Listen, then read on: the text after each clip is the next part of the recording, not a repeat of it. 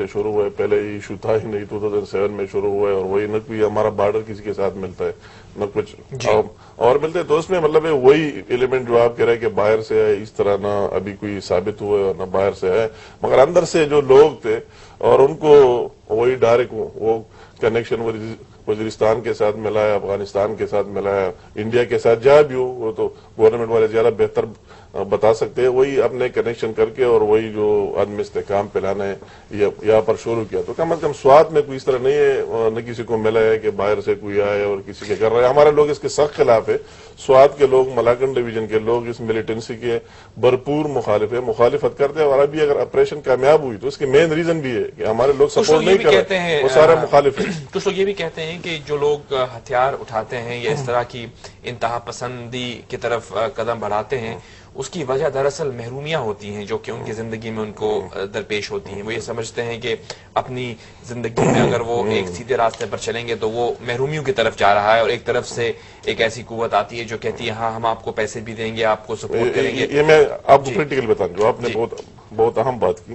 یہ جو سوات میں ہوا، سوات میں ان لوگوں کو یہ میسج دیا گیا، مطلب ایک تو وہی جو لوگ اگر ہمارے ساتھ پہلے ملازم تھے، 5,000 پر نوکری کرتے تھے، تو انہوں نے ان کو آفر کیا کہ 20, 25, 30,000 روپے آپ کو تنخواہ ملے گی، مزے سے آ جائے. ایک تو وہی ٹائپ ہوئے کریمنل لوگ جس کے بہت سے مسائل تھے، وہ بھی اس میں چلے گئے. وہی کے لوگ جو میں سوات میں بتاتا ہوں، جتنے خان خوانین تھے، جن کے جتنے کاشتکار تھے، جس کی کئی سو ایکڑ زمینیں تھے، باغات تھے، سب کچھ ہے، تو ان کو یہ کہا گیا کہ آپ کی حکومت ہوگی، آپ کی گورنمنٹ ہوگی، آپ ابھی مالک بن جائیں گے. تو وہی لوگ اسی سے جو آپ بات کرتے ہیں، یہ باتیں ضرور شامل ہے.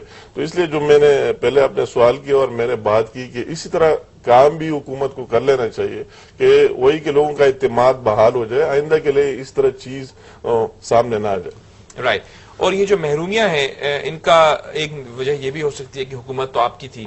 اب ہم بات کرتے ہیں سیاست پر. ہم تو گفتگو کا آغاز ہم نے کیا ان چیلنجز سے جو کہ ہمارے سب کے یکجا ہیں.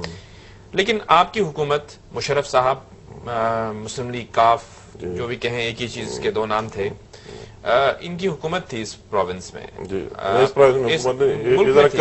ملک میں تھی، ایم ایم اے کی حکومت تھی، ملک میں تھی. ایم ایم اے آپ کا، ایم ایم اے تو بی ٹیم بھی تو تھی نا. حکومت ان کی تھی نا، ہماری نہیں تھی. بی ٹیم مسلم لیگ کاف کی نہیں تھی. جو بھی ٹیم ہے، تو کئی ٹیمیں. اس کے باوجود ہم نے دیکھا کہ وہاں پر محرومیاں بڑھی. اس کو مورد الزام ٹھہرائیں گے آپ کہیں گے کہ ایم ایم اے کی حکومت کی ناکامیوں کی وجہ سے وہاں محرومیاں بڑھی، یا آپ کی حکومت کی اپنی ناکامیوں کی وجہ سے وہاں محرومیاں بڑھی؟ میں بات کرتا ہوں کہ شور و بے شک یہ بات جو 2006 کے ہے نا، اور 2007 میں ہوئی. اور اس کا میں ایک سمپل مثال دیتا ہوں کہ 30 جولائی، مشرف صاحب ہی تھے نا دونوں طرف. 30 جولائی 6 میں بھی وہی تھے، 7 میں بھی میری بات سنیں. 30 جولائی 2005 کو مشرف صاحب سوات آیا تھا، اور وہ کبل گراؤنڈ جو ایک سب سے بڑا گراؤنڈ ہے سوات کی تاریخ میں، ابھی تک اتنا بڑا جلسہ نہیں ہوا ہے. جو نیوز والوں نے، رحیم اللہ یوسف زئی صاحب کی وہ آرٹیکل ابھی موجود ہے، اس نے لکھا تھا کہ 80,000 سے زیادہ لوگ وہ جلسے میں شامل تھے. حالات اتنے پرسکون تھے. مگر یہ بعد میں 2007 میں واقعی اس طرف بات آئی، اور اس میں کوئی شک نہیں کہ ایم ایم اے کا یہ حال ضرور تھا کہ یہ ریلیجس لوگ ہیں، مذہبی لوگ ہیں، اگر یہ مضبوط ہو جائے تو ہمیں فائدہ ہوگا. تو وہ جو لوگ جمع ہوئے تھے 80,000 آپ کے بقول، ان کی امیدوں پر پانی پھیر دیا. نہیں، پانی نہیں پھیر اس لیے دیا. وہ محرومیوں کا شکار ہو گئے. پانی نہیں پھیر دیا. وہی جو لوگ جمع ہوئے سوات میں مشرف صاحب کی دور میں اور پاکستان مسلم لیگ کی دور میں جتنے کام ہوئے، کسی سوات کے بندے سے پوچھے تو میرے خیال میں تاریخ میں نہیں ہوئی. وہ جو ان کے بہت سے گیس، بجلی، سڑکیں، روڈیں، یہ بات نہیں ہے. ثابت ہوتی ہے نا اس سے کہ آمریت چاہے جتنی بھی جیسی بھی ہو، محرومیاں ہی چھوڑ کے جاتے. تو یہ ابھی جمہوریت ہے. آپ کو کبھی دکھ ہوتا ہوگا کہ تو محرومیت سمجھ رہے ہیں. آپ کو کبھی دکھ تو ہوتا ہوگا کہ آپ نے آمریت کا ساتھ دیا. نہیں جاوید صاحب، میں مشرف صاحب میرا دوست تھا، میرا آج بھی دوست ہے. میں لیڈر بھی تھے بالکل. میں اس کو لیڈر بھی مانتا ہوں، مجھے عزت بھی اس نے دی ہے. میرا اس ٹائم بھی دوست تھا اور آج بھی دوست ہے. اسے میرا کوئی دوسری رائے نہیں. مگر میں بات کیوں کہ وہ جمہوری لوگ جو آ گئے. نہیں جاوید صاحب، میری بات ابھی کمپلیٹ کرنے دینا.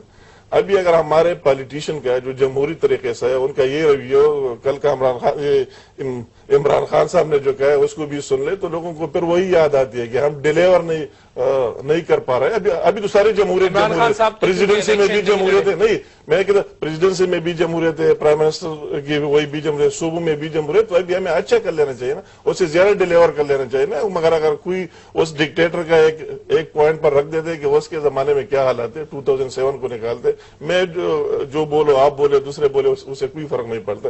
عوام دیکھ رہے ہیں کہ اسی ٹائم کیا مہنگائی تھی, مالی حالت کیا تھی, سیکیورٹی کی حالات کیا تھی, دوسرے ایشوز کیا تھے, اور آج کے دن سے کمپیئر کرتے تو لوگ کہتے ہیں کہ یہ جو ہمارے جمہوری لوگ ہیں یہ بھی ڈیلیور نہیں کر پا رہے. پھر محرومیاں کیوں تب ختم ہوگی, نہیں یہ تب ختم ہوگی کہ ہم تو کہ ہمارے جو جمہوری لوگ ہیں وہ یہ فرق ثابت کرے کہ ڈکٹیٹرشپ سے جمہوریت کئی گنا نہیں. ہم میں اپنے آپ کو شامل کرتا ہوں, میں اپنے آپ کو شامل کرتا ہوں کہ ہم یہ ڈیلیور کریں اور عوام کو ثابت کریں کہ اسی دور سے یہ دور کئی گنا بہتر تھا, تو پھر لوگ مان جائیں گے. ہم جو بھی کہیں عوام مان جائیں گے کہ یہ لوگ اچھے تھے. مگر اگر اس سے بد سے بدترین تک ہم پہنچائے تو عوام ماننے کے لیے تیار نہیں. اس سے آپ یہ اگر عوام آپ کے بقول عوام ماننے کے لیے تیار نہیں ہے تو آپ یہ کہہ رہے ہیں کہ مشرف صاحب کی عملیت زیادہ بہتر تھی. میں تو یہ مشرف صاحب کا جو دور تھا پاکستان مسلم لیگ کا, نہیں میں امیریت کو سپورٹ نہیں کرتا, میں ایک جمہوری بندہ ہوں, میں خود لا کو ووٹ لیا آیا ہوں, میں مطلب میرے اور میرے پارٹی جو آپ کی نظر میں جو بھی ہوں, مگر پھر بھی سیکنڈ لارجسٹ پارٹی ہم رہے, سیکنڈ لارجسٹ پارٹی پاکستان میں ہم رہے. مطلب ہے کہ یہ امیریت کی نہیں, وہی اس دور میں کتنی جمہوریت تھی وہ آپ دیکھ لیں, وہ گراس روٹ لیول تک تھی. بلدیاتی نظام کو دے کے, ملک کی معاشی صورتحال کو دے کے 5 سال جمہوریت بھی مکمل ہوئی, کئی انتخابات بھی ہوئے. یہ بات نہیں, لوگ اس چیز کو دیکھ رہے ہیں کہ اسی ٹائم میں کیا تھی اور اسی ٹائم میں کیا ہے. تو ہم تو کہتے ہیں کہ سب کچھ ختم ہو گیا, مشرف صاحب بھی چلے گیا, پریزیڈنسی بھی خالی ہوئی, تو ابھی ہمیں ڈیلیور کرنا چاہیے. آپ کی جو جمہوری آپ کے بقول آپ کا ایک سیٹ اپ تھا مسلم لیگ کاف, وہ بٹ گئی, ہم خیال گروپ سامنے آ گیا. وہ لوگ جنہوں نے نواز شریف صاحب کے زمانے میں جب ان کے ساتھ وہ واقعہ ہوا, ایک جمہوری وزیر اعظم کو برطرف کر کے ایک عامر نے اقتدار سنبھالا, جو لوگ اس کے ساتھ مل گئے وہ آج مسلم لیگ کاف میں ہیں. ہم خیال بھی علیحدہ ہو چکے ہیں, تو آپ کیا فیوچر دیکھ رہے ہیں اپنی جماعت کا؟ نہیں, میں یہ بات اپنے اس میں جانا نہیں چاہتا ہوں کہ اسی زمانے میں کیا ہوا اور کیوں مسلم لیگ آپ اس زمانے میں بن گئی اور پھر اور بھی پارٹیاں اس میں مسلم لیگ کے فیکشن ملا کے اقتدار کی چھتری تھی نا, تو سبھی نیچے آ کے کھڑے ہو گئے. مطلب کافی لوگ اگر پاکستان مسلم لیگ بن گئی, قاف کی نام بھی اس سے ہٹ گئی, اس میں بات کرنا ہم خیال اپنی جگہ, ان کے اپنے ایک تحفظات تھے جو ہماری لیڈرشپ تھی ان کو ان کے ساتھ نہیں چلنا تھا, اور چند لوگ تھے وہ آپ دیکھ رہے ایک دوسرے سائڈ پر چلے گئے. میں اپنی پارٹی کی بالکل برائٹ دیکھ رہا ہوں فیوچر.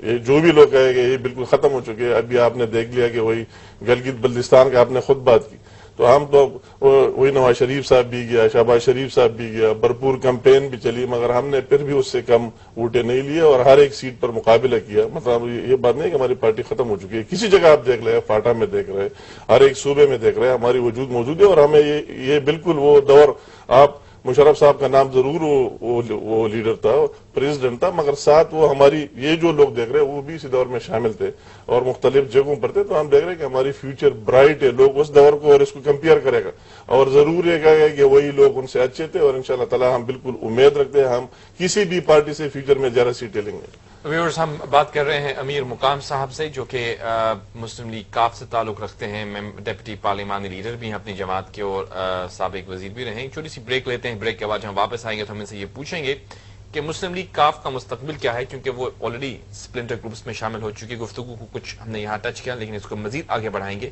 چھوٹی سی بریک کے بعد.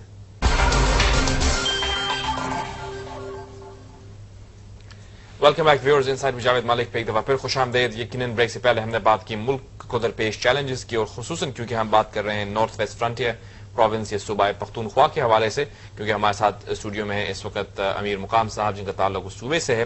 ہم یقیناً یہ بھی بات کریں گے کہ مسلم لیگ کاف کی سیاست کا مستقبل کیا ہے. ہم نے دیکھا کہ گلگت بلتستان کے انتخابات میں اسیسمنٹس کے برخلاف انہوں نے 2 سیٹس حاصل کی, جو کہ لوگ ایکسپیکٹ نہیں کر رہے تھے کہ وہ کریں گے. اور ایک چیز بڑی انٹرسٹنگ یہ تھی کہ وہاں پر مشرف صاحب کا نام لے کر کے ان کی جماعت کے لوگوں نے کافی جو ہے وہ ان کو بلند و باک جو ہے وہ ان کو خراج تحسین پیش کیا. میں نے خود سنا ماروی میمن جو تھی وہ مشرف صاحب کو سلام انہوں نے پیش کیا اپنی تقاریر میں, اور اس کے بعد ان کو 2 سیٹس ملی, جس سے ایک بڑی انٹرسٹنگ ڈائمینشن سامنے آتی ہے.